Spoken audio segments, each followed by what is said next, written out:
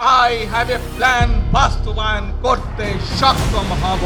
দীর্ঘ ২০ বছর পর ফের ক্ষমতার স্বাদ পেলেও দেশ পরিচালনার শুরুতেই চরম অস্বস্তিতে পড়েছেন প্রধানমন্ত্রী তারেক রহমান। একসময়ের অন্তহীন অপেক্ষা শেষে মসনদ মিললেও দেশের বর্তমান জরাজীর্ণ পরিস্থিতি নতুন সরকারের জন্য কেবলই কাটার মুকুট হয়ে দাঁড়িয়েছে। দায়িত্ব নেওয়ার মাত্র ১০০ দিনের মাথায় একযোগে হামের প্রকোপ, তীব্র বিদ্যুৎ জ্বালানি সংকট, আর্থিক খাতের বিশৃঙ্খলা, ঋণের পাহাড় এবং দ্রব্যমূল্যের লাগামহীন ঊর্ধ্বগতির মতো চ্যালেঞ্জের মুখোমুখি হয়েছে নতুন এই সরকার। সরকার বলছে জনগণের প্রত্যাশা পূরণে তারা সচেষ্ট। তার লক্ষ্যে ফ্যামিলি কার্ড, কৃষক কার্ড ছাড়াও খাল খনন কর্মসূচি সহ কিছু উদ্যোগ নিতে দেখা গেছে। মধ্যপ্রাচ্যের যুদ্ধের কারণে সৃষ্ট জ্বালানি সংকটই সরকারের জন্য প্রথম সমস্যা তৈরি করেছে। প্রথমে যদিও বলা হয়েছিল কোনো সংকট নেই, কিন্তু পরবর্তীতে তেল, বিদ্যুতের দাম বাড়ানো হয়, যা জনমনে প্রশ্ন তৈরি করে। জ্বালানি তেলের দামের প্রভাব পড়ে অন্যান্য ক্ষেত্রেও।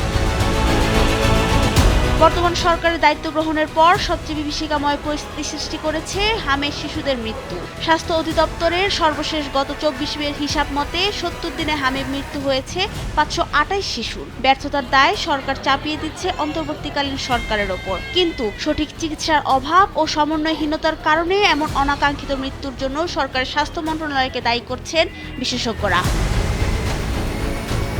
দেশের রপ্তানি আয় যখন ধারাবাহিকভাবে কমছে, ঠিক তখনই বাড়ছে ঋণের চাপ। ঋণের পরিমাণ বৃদ্ধি, জিডিপির তুলনায় ঋণ পরিশোধের বাড়তি বোঝা, দুর্বল রপ্তানি আয় এবং রাজস্ব আদায়ের সীমাবদ্ধতা সব মিলিয়ে সরকারের জন্য ঋণ পরিশোধ এখন বড় চ্যালেঞ্জ হয়ে উঠেছে। আওয়ামী লীগ সরকারের সময় থেকেই ব্যাংকিং খাতে দুর্নীতি ও অনিয়ম নিয়ে ব্যাপক আলোচনা ছিল। বিভিন্ন নেতার বিরুদ্ধে অর্থ পাচারের অভিযোগও উঠে। পাশাপাশি নিয়মের তোয়াক্কা না করে সরকারের ঘনিষ্ঠ ব্যক্তিদের গুরুত্বপূর্ণ পদে নিয়োগ দেওয়ার ঘটনাও ছিল বেশ সাধারণ। অনেকের মতে বর্তমান সরকারের আমলেও সেই সংস্কৃতি পুরোপুরি বদলায়নি। এর মধ্যেই বিএনপি সরকার দেশের ইতিহাসে সবচেয়ে বড় বাজেট প্রণয়নের প্রস্তুতি নিচ্ছে। প্রায় ৯,৩০,০০০ কোটি টাকার এই বাজেট বাস্তবায়নে সরকার কতটা সক্ষম হবে সেটি এখন দেখার বিষয়।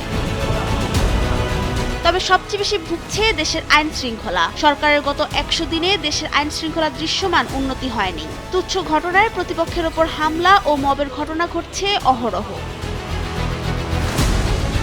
এত কিছুর মধ্যে মাথা ব্যথার কারণ হয়ে দাঁড়িয়েছে রাজনৈতিক প্রতিপক্ষ। জুলাই সনদ বাস্তবায়নকে ঘিরে বিরোধী দল এখনও রাজপথে রয়েছে। এছাড়া রয়েছে ক্ষমতাচ্যুত আওয়ামী লীগের অদৃশ্য চোখ রাঙানি। তবে বিশেষজ্ঞ ও রাজনীতিবিদদের মতে মাত্র ১০০ দিনে সরকারকে মূল্যায়ন করা সম্ভব নয়, কিন্তু সমস্যার সমাধানে সরকারের কার্যকর পদক্ষেপ নেওয়া জরুরি। নাবিলা রহিম, সময়ের আলো। জাতীয়তাবাদী দল জিন্দাবাদ। আসসালামু আলাইকুম।